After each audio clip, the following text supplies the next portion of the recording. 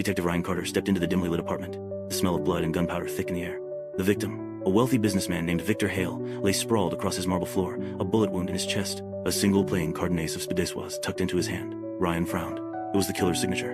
For the past 6 months, 4 men had been murdered in the same way, each holding a different playing card. The police had no leads, no fingerprints, and no witnesses. "This guy is taunting us," his partner Jessica muttered, studying the crime scene. "He wants us to play his game." Ryan examined the room carefully. Everything seemed untouched except for the victim's desk drawer, which was slightly open. Inside, he found a torn piece of paper with numbers scribbled on it 9/17/34. "What do you think it means?" Jessica asked. Ryan's mind raced.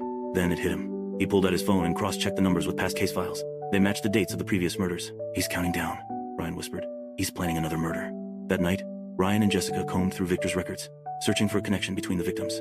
Then, they found out that all 4 men were part of an exclusive club that held secret meetings. Only one member was still alive, Richard Vaughn. "We need to get to him now," Ryan shouted. They sped to Vaughn's mansion, but as they pulled into the driveway, they saw the front door ajar. Guns drawn, they entered cautiously. The house was silent, too silent. In the grand study, Richard Vaughn sat slumped in his chair, a bullet hole in his forehead. His hand gripped the King of Hearts, the final piece of the puzzle.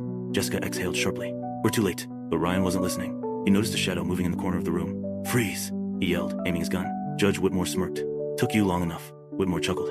"Because justice isn't always served in the courtroom." Before Ryan could react, Whitmore lunged. A gunshot echoed through the house. Then, silence. Ryan stood over Whitmore's motionless body, heart pounding. The case was over. But as he looked at the cards left behind, he couldn't shake the feeling that the game wasn't finished.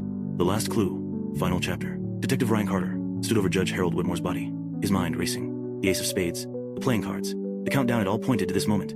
But something felt off. Jessica picked up the King of Hearts from Richard Vaughn's cold hand. "This was supposed to be the final murder, right? Then why do I feel like we're missing something?" Ryan's eyes flickered back to the dead judge. If Whitmore had orchestrated the killings, then who had placed the final card in Vaughn's hand? A chill ran down his spine. "Jessica, search his pockets." She hesitated, but did as he asked. Inside Whitmore's coat, she pulled out a small, blood-stained note. It had just 2 words. "Not me." Jessica's face paled. "Ryan, if Whitmore didn't kill Vaughn, then who did?" A slow clap echoed from the doorway. Ryan spun around, gun raised. A man stepped into the light, smiling. "Now, that's the right question, Detective." It was Vaughn's personal assistant, Lucas Reed. "You're too late, as always," Lucas said smoothly. Whitmore was a fool. He thought he was in control, but he was just another piece on the board. Ryan's grip tightened on his gun. "You were behind all of this?" Lucas smirked. "Let's just say, I finished the game." Before Ryan could react, Lucas threw something. Smoke erupted, filling the room.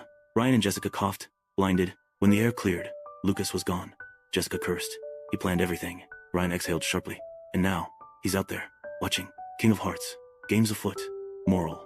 Evil doesn't always wear a mask. Sometimes, it hides in plain sight, smiling right beside you. Never assume the game is over until the last move is made.